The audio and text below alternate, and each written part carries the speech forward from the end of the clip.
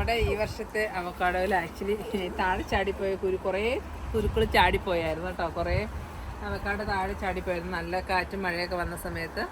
അന്നേരം ഞാൻ ഒത്തിരി വലുതല്ലാത്ത കാരണം ഞാൻ അതിൻ്റെ ആ സ്കിന്നെ പൊളിച്ച് കളഞ്ഞിട്ട് മിക്സിക്കകത്തിട്ട് അരച്ച് തൈരും ഇട്ട് അരച്ച് നമ്മുടെ സ്കിൻ കെയർ പോലെ കുറച്ച് നാൾ യൂസ് ചെയ്തു. പക്ഷെ ഒത്തിരി ഉണ്ടായിരുന്നാൽ അത് മുഴുവനും ഞാൻ യൂസ് ചെയ്തില്ല.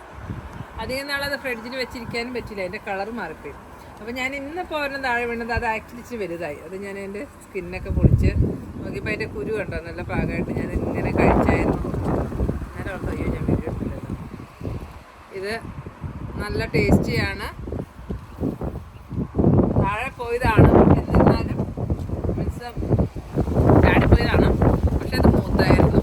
നല്ല ഈ കുരു ഒരുവിധം മൂത്തായിരുന്നു. കുരു കാര്യം ചെറുതാണെങ്കിൽ ഇച്ചിരൂടെ തിക്കാണ്. ഈ പ്രാവശ്യത്തെ പെട്ടെന്നുള്ള കാലാവസ്ഥ മാറ്റം കാരണം നമ്മുടെ കുറേയൊക്കെ ചടിക്കും.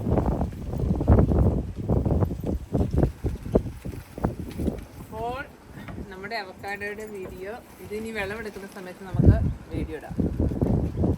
Thank you.